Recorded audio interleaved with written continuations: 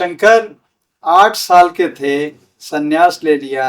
अपने माँ बाप के, पिताजी का तो निधन हो चुका था, वृद्धा माँ को छोड़ करके संन्यास ले लेते हैं और वहां से ओंकारेश्वर के लिए चल पड़ते हैं। कितना हजारों किलोमीटर की दूरी है, कोई अता पता नहीं है कि कहाँ जाना है, लेकिन उन्हें इंट्यूशन था। चुंबक की तरह से गुरु महाराज जो थे उन्हें आकृष्ट कर रहे थे। वहां से एकदम से अंधेरे में, अज्ञान में शंकर 8 साल का बालक निकल पड़ता है। उसकी क्या स्थिति, जंगली जानवर, नदी वगैरह न जाने क्या क्या पार करके वहां से चलते हैं। चुंबक की तरह से वो खींचते चले जाते हैं। वहां पर पहुंचने के बाद मालूम हुआ कि अभी महात्मा तो समाधि की स्थिति में है, कुछ दिनों इंतजार करना पड़ता है गुफा के बाहर। और अंतोगत्वा जब वो समाधि से हटते हैं, निकलते हैं, तो उसके बाद कहते हैं कि हम तो तुम्हारे लिए जिंदा हैं, शरीर रखे हुए हैं, तुम आ गए, बहुत अच्छा है।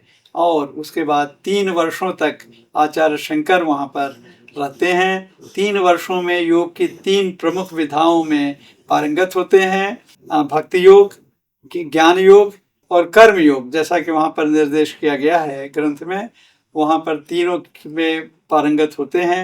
उसके बाद गुरु महाराज का आदेश होता है कि तुम अब काशी जाओ, और काशी में वो आकर के 1 वर्ष तक काशी में रहते हैं। क्या क्या घटनाएं हुई वो सब ग्रंथ में उल्लिखित है ना।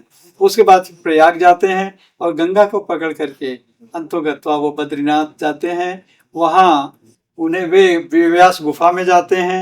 व्यास गुफा में व्यास जी का उन्हें साक्षात्कार होता है, दर्शन होता है। पहले तो उनका शास्त्रार्थ चलता है, व्यास जी प्रभावित हो जाते हैं इनसे, अंतोगत्वा स्वरूप अपना प्रकट करते हैं। और वहीं पर रह करके उन्होंने उपनिषदों का सारा भाष्य, 10 उपनिषदों के ऊपर भाष्य जो उन्होंने लिखा, क्या ग्रंथ लेकर के थोड़े गए होंगे, कोई ग्रंथ छपा भी नहीं था तब, मैन्युस्क्रिप्ट फॉर्म में था, न जाने क्या स्थिति थी, कोई सहायक ग्रंथ नहीं था उनके। लेकिन वहां बैठ करके जो भाष्य वो रचते हैं, उस भाष्य के नजदीक भी आज तक कोई नहीं पहुंच सका है, और उनके समकक्ष होना तो बहुत मुश्किल है। सचमुच वो भाष्य न रहा होता तो उपनिषद हमारे लिए प्राय अबूझ पहेली जैसे रहे होते। तो क्या प्रतिभा थी उस समय उनकी उम्र, क्योंकि 11 साल की उम्र में काशी में आते हैं, 12 साल की उम्र में वहां से चल पड़ते हैं, 13, 14, 15 साल की उम्र में वहां पर पहुंचे होंगे बद्रीनाथ।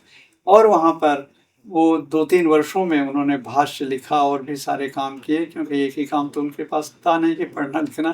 फिर केदारनाथ जाते हैं, फिर लौट करके वाराणसी आते हैं।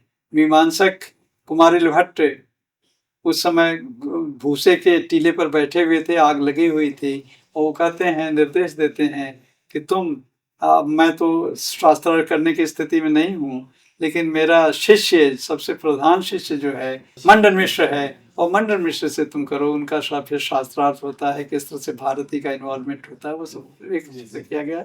क्या रोमांचक कहानी है। मुझे तो बुद्ध से ज्यादा रोमांचक व्यक्तित्व जो है आचार्य शंकर का लगता है।